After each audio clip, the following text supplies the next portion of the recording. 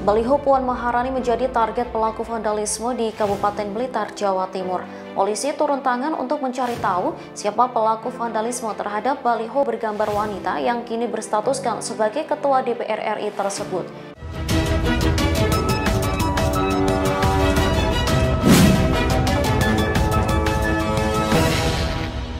Namun tak dipungkiri, aksi vandalisme itu juga bisa membuat kita sedikit tertawa geli. Baliho yang ditujukan untuk mempromosikan Puan supaya dikenal masyarakat luas dan sebagai pencitraan guna menyongsong 2024 malah menjadi iklan nakal. Istilah open BO yang biasa diartikan siap menerima bookingan memang identik dengan wanita nakal yang menawarkan diri untuk bisa menemani pria hidung belang. Jadi aksi vandalisme itu akhirnya alih-alih membangun citra, Puan malah terlihat seperti sedang menjajakan dirinya sebagai wanita murahan.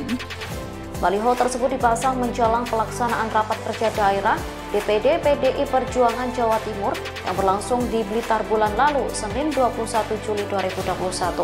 Pada rapat kerja tersebut, seluruh perwakilan DPC PDI Perjuangan di seluruh Jawa Timur mengusulkan PDI Perjuangan mengusung Puan Maharani sebagai calon presiden 2024.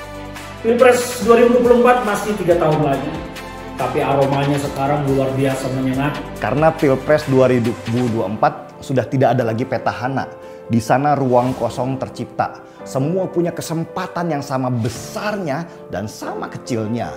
Semua bekerja untuk membuka peluang dirinya. Para elit-elit politik, tokoh-tokoh politik, semua berupaya keras bagaimana supaya dirinya masuk menjadi salah satu kandidat dalam bursa Capres-Cawapres 2024 nanti. Orang sekarang sedang menunggu siapa calon presiden di 2024 yang layak memegang tongkat estafet dari Jokowi. Belakangan, langkah-langkah politik Puan Maharani kerap mengundang atensi. Sebagai putri Ketua Umum PDIP Perjuangan, Puan akan selalu menjadi pusat perhatian.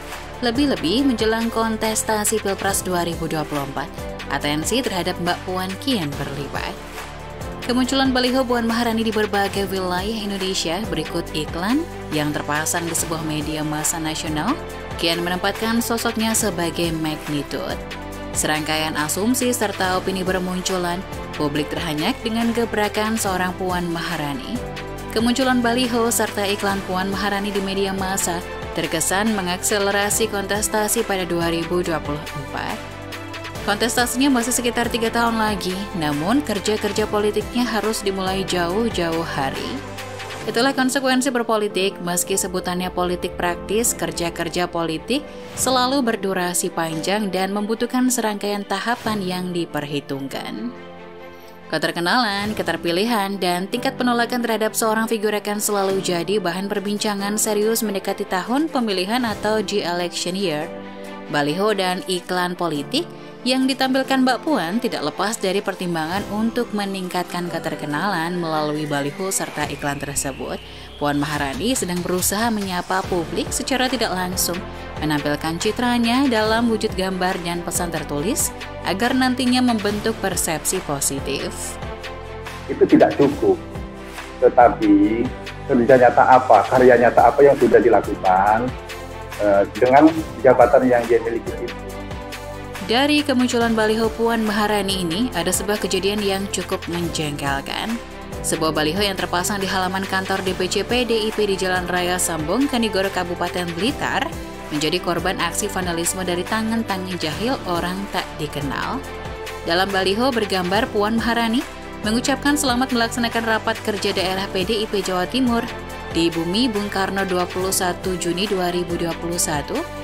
Tepat di bawah tulisan itu ada semprotan cat hitam ulah tangan jahil berhuruf kapital dengan tulisan Open BO. Tepat di samping tulisan itu tampak foto Puan Maharani berukuran besar memakai kebaya merah dengan jabatannya sebagai Ketua DPR RI.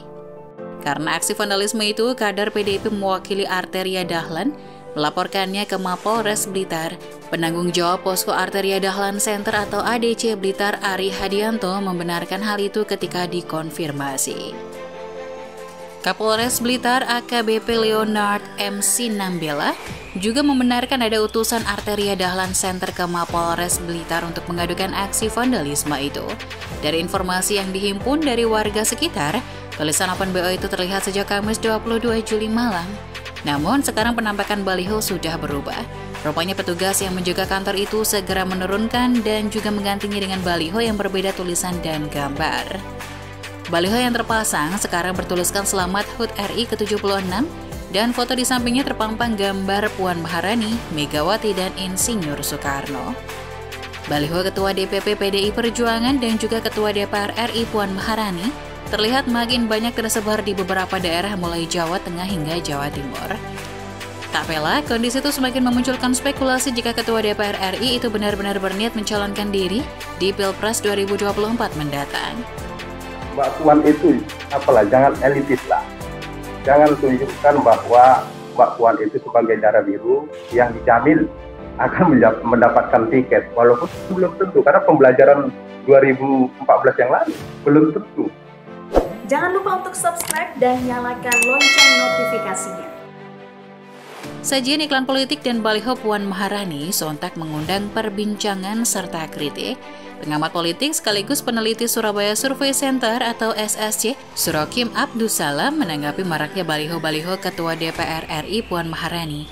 Katanya baliho Puan makin masif di beberapa daerah berefek positif pada tahun 2024. Semua orang tahu tahun 2024 ada pemilihan presiden dan baliho yang dipasang akan berdampak baik karena secara tidak langsung ikut mengampanyekan, ujar Surakim Abdussalam. Baliho-baliho bergambar Puan Maharani makin mudah terlihat di beberapa titik di sejumlah daerah di Jawa Timur. Baliho yang mayoritas berukuran besar bertuliskan Mbak Puan itu disebutnya berhasil mengangkat elektabilitasnya. Di lain sisi, mantan politisi Partai Demokrat Ferdinand Huta Hayan berpendapat keputusan PDIP memasang baliho Puan Maharani di banyak lokasi sebenarnya cukup beralasan. Sebab menurutnya saat ini mereka sedang berupaya meningkatkan popularitas Puan di mata publik. Jatim, Jateng, dan Jabar adalah provinsi terbesar penduduknya. Jadi wajar Puan dan para pendukungnya di internal PDIP berusaha menaikkan popularitas Puan, ujar Ferdinand Huta Hayan.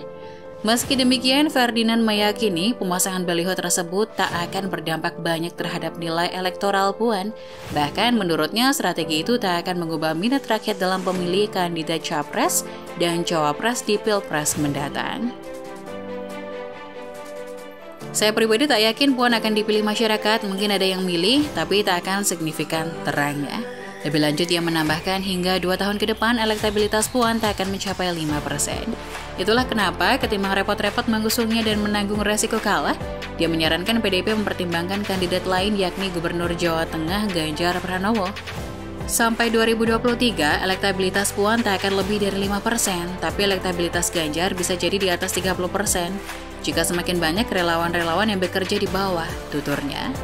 Meski demikian, Ferdinand tak mau terlalu jauh masuk ke dalam internal partai, sebab dia meyakini siapapun yang akhirnya dipilih PDIP pasti sudah melalui pertimbangan panjang dan matang. Dalam hal ini, kami pribadi lebih setuju dengan ucapan Lai Ferdinand ini. Ibarat melamar kerja, itu Ganjar sudah punya skill yang didapatnya dari kehidupan sehari-hari. Walaupun tanpa sertifikat resmi, tapi Ganjar sudah menguasai. Sedangkan Puan baru memulai kursus di lembaga pelatihan kerja. Sebaiknya Mbak Puan ini tetap berada di pucuk pimpinan partai saja, menggantikan Ibu Megawati yang tak lama lagi pasti akan pensiun. Terah Soekarno supaya tetap memegang kendali agar tetap terjaganya marwah partai. Urusan negara biar Pak Ganjar saja yang memimpin. Kita semua tahu saat ini Ganjar memiliki modal yang cukup untuk menuju RI 1, mulai dari pengalaman memimpin, kedekatan dengan rakyat, dan juga tingkat elektabilitas yang makin tinggi, disertai makin banyaknya relawan-relawan bermunculan yang dengan tulus siap mendukung Ganjar untuk 2024. Jadi, PDIP bisa sedikit santai dalam memolesnya lagi hingga benar-benar berkilau. Pesan-pesan politik melalui beragam medium komunikasi pada akhirnya selalu menggelitik. Tidak ada yang sempurna dari sebuah taktik. Politik sebagai seni pada akhirnya mendorong seorang Puan Maharani masuk ke pelagan guna membangun tapak-tapak keterkenalan secara perlahan. Penayangan baliho dan iklan politik ini baru penanda awal. Dalam rentang 3 tahun ke depan, adu strategi dan taktik Puan Maharani tampaknya akan semakin mengundang perbincangan. Apakah ini hanya akan berhenti sebagai sebuah gelitik atau taktik yang berhasil? Kita lihat bersama. Bagaimana menurut Anda? Tulis komentar kalian. Jangan lupa like, subscribe, dan bagikan di media sosial kalian.